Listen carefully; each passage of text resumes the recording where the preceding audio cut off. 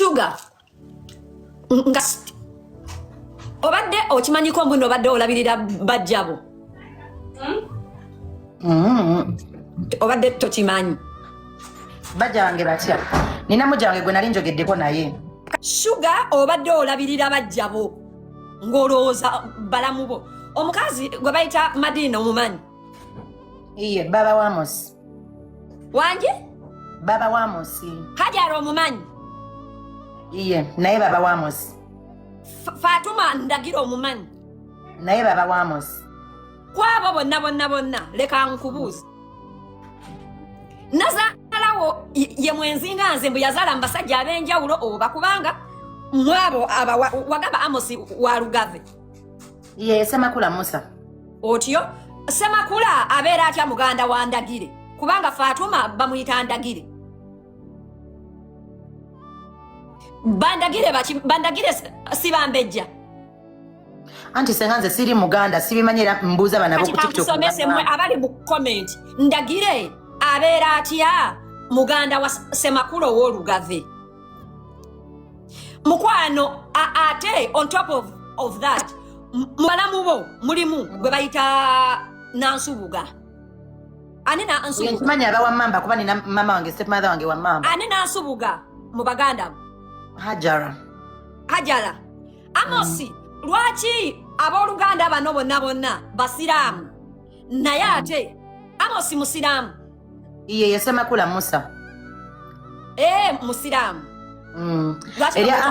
Eria Amosi abantu we muba muwulira ennyimba ze tayimba Amos Lovinz naye yakola branding yawandika Amos Lovinz when they were registering him naye ye waba ayimba na Shuga soka osirike. One of your downfalls wawolereza nnyo omusajja ife ebintu bye tulina okubuuza omusajja n'abituddamu nga ye gwe abimuddiramu. Ate Shuga Zubeda yali akimanyi mbw abo abantu bajjabo era ng'akimanyi. That is why Zubeda yajja n'agamba inti ne kati abantu abatutereddeko wano hamu tukoze ekifa abatanatandika wadde. Mbadde nina glass. Okay. Shuga Zubeda yajja n'akola statement n'agamba nti Amos takwagalangako. Kati Shuga, I'm sorry to break your heart, Amos takwagalangako. But Senga, we fell out and it's okay. It's not okay. It's not okay. Omusajja okwebakako nenga olabirira bakazi be. It's not okay. It's not okay. Naye Amosi kale oli mubi tugende maaso tugenda tandika. Shuga ndiwa kutegeeza mbunni. Anje? Mbadde nze mbuuza nga ndabirira bajja bange batya. Kubanga Senga ninayo gwe mmanyi sali muyise mujja wange. Naye omuwala eyatextinga Shalom nga mugamba nti ayagala kola interview gye bagamba nti ndi indiscipline era sikiriza musajja kwogera and all that. Oyo muwala muyimbi bamuyita Delisha. Era we namukubira I got her number after the interview. Nkubira Delisha. Twagala fena kumwogerako.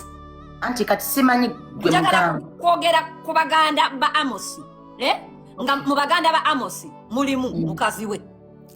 Beyakulaga.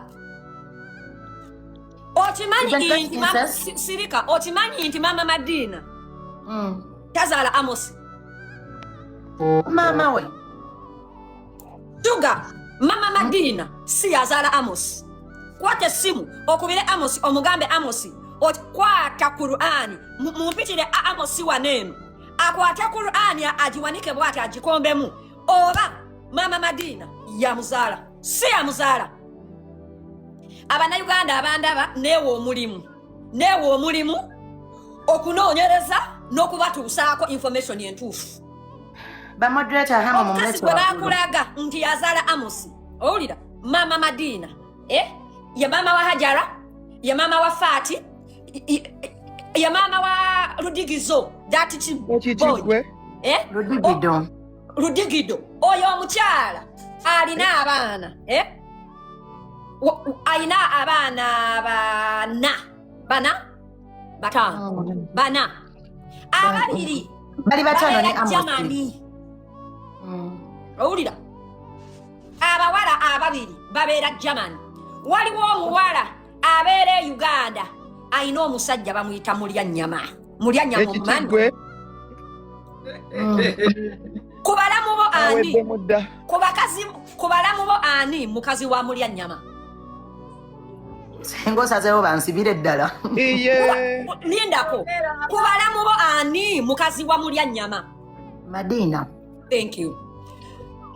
Mulya nnyama mbadde kusaba ojje nkutegeeze mbunno Madina mukazi wa Amos ekikigwe katonda wange abaana bange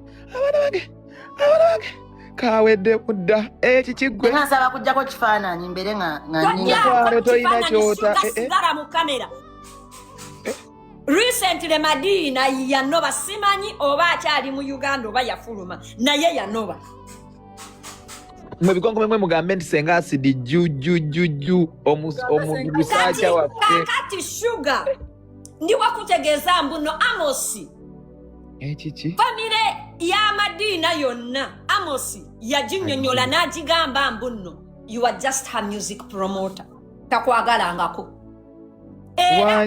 babaddenga eyo nga bakugeya however they finally found out that Amos is sleeping with you that's why babadde tebakwagala ekikigwe nakino leka kikwongerezeeko batuuza Zubeda ne bamunnyonnyola ekiki kaba kamwanga batuuza Zubeda ne bamunnyonnyola that is why Zubeda was comfortable kutula mu kamera n'agamba oyo omuvubuka tayagalangako Shuga because ye bamunnyonnyola